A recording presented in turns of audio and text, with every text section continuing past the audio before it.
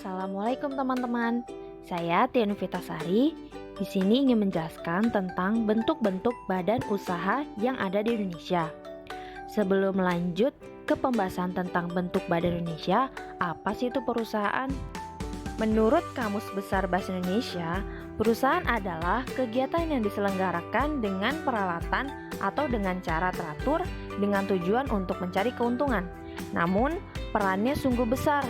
Badan usaha sendiri merupakan suatu kesatuan hukum, teknis, ekonomis yang memiliki tujuan untuk mencari keuntungan dan memberikan pelayanan kepada masyarakat. Nah, agar teman-teman lebih memahami, berikut 8 jenis badan usaha yang perlu teman-teman ketahui. Pertama, perusahaan perseorangan. Perusahaan perseorangan adalah jenis perusahaan yang modalnya dimiliki oleh satu orang pengusaha. Perusahaan perseorangan dijalankan oleh satu orang tersebut. Jika terdapat pekerja, maka statusnya hanya membantu pengusaha yang terikat dalam perjanjian kerja. Selain tanggung jawab atas kegiatan, pemiliknya juga bertanggung jawab sendirian atas resiko usahanya. Contoh perusahaan perseorangan ada usaha pertanian, usaha perdagangan, dan industri kecil. Kedua, ada firma. Firma merupakan badan usaha kerjasama yang dilakukan dua orang atau lebih dengan nama bersama. Berbeda dengan CV, tanggung jawab dalam firma dari masing-masing anggota tidak terbatas.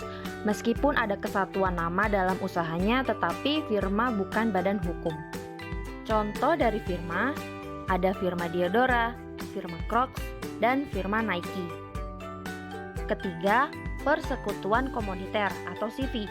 CV adalah bentuk kerjasama usaha antara dua pihak di mana salah satu pihak hanya memberikan modal dan pihak lain bertanggung jawab mengelola dan mengatur modal yang ada.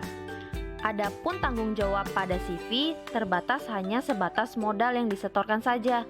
Pihak yang mengelola dinamakan suku aktif, sementara pihak yang hanya menyetorkan modal disebut suku pasif. Contoh dari persekutuan komoditer ada CV Taruna Jaya, CV Global Energy System, dan CV Canfield Group. Yang keempat ada perusahaan terbatas atau PT. PT merupakan badan usaha yang berbadan hukum yang terdiri dari pemegang saham dengan tanggung jawabnya yang terbatas sebesar modal yang disetorkan. PT ada yang bersifat terbuka dan tertutup. PT yang terbuka merupakan PT yang sahamnya diperjualbelikan di pasar modal. Biasanya ditandai dengan TBK atau terbuka di belakang nama PT tersebut. Sedangkan PT yang tertutup artinya sahamnya tidak diperjualbelikan ke publik. Umumnya jenis PT ini dimiliki oleh keluarga. Contoh perusahaan terbatas ada PT Mayora Indah Tbk, ada PT Indofood, dan PT Unilever Indonesia. Yang kelima ada Persero atau perseorangan terbatas negara. Persero adalah perusahaan milik negara yang sebelumnya bernama perusahaan negara. Sifat dari Persero ini sama dengan perusahaan pada umumnya, yakni untuk mendapatkan laba sebesar-besarnya. Namun saham kepemilikan Persero sebagian besar harus dimiliki oleh negara atau dikuasai pemerintah. Batas minimalnya yakni 51%. Umumnya Persero ini dikenal dengan sebutan Badan Usaha Milik Negara atau BUMN. Contoh dari Persero ada PT PLN, PT Kereta Api Indonesia, dan PT Pertamina. Yang keenam ada perusahaan daerah. Perusahaan daerah adalah perusahaan yang sahamnya dimiliki Pemda. Biasanya dikenal dengan sebutan Badan Usaha Milik Daerah atau BUMD.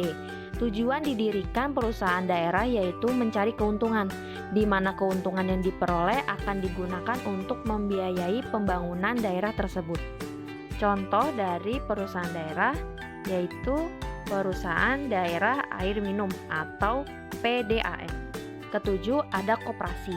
Koperasi merupakan sebuah organisasi ekonomi yang dimiliki dan dioperasikan oleh sekumpulan orang demi kepentingan bersama. Koperasi sendiri berlandaskan prinsip atau asas kekeluargaan. Tujuan dari koperasi yaitu untuk menampung kegiatan ekonomi pada tingkat lapisan bawah. Contoh koperasi ada Koperasi Unit Daerah atau KUD. Kedelapan, yayasan. Yayasan adalah sebuah badan hukum yang memiliki tujuan untuk kegiatan sosial, bukan untuk mencari keuntungan, sehingga kekayaan dalam yayasan dipisahkan. Umumnya yayasan di Indonesia bersifat sosial, keagamaan, dan kemanusiaan. Contoh dari yayasan ada Yayasan Panti Asuhan, Yayasan Panti Jompo, dan Yayasan Panti Sosial. Itulah 8 jenis badan usaha yang ada di Indonesia yang perlu teman-teman ketahui. Semoga bermanfaat dan terima kasih. Wassalamualaikum warahmatullahi wabarakatuh.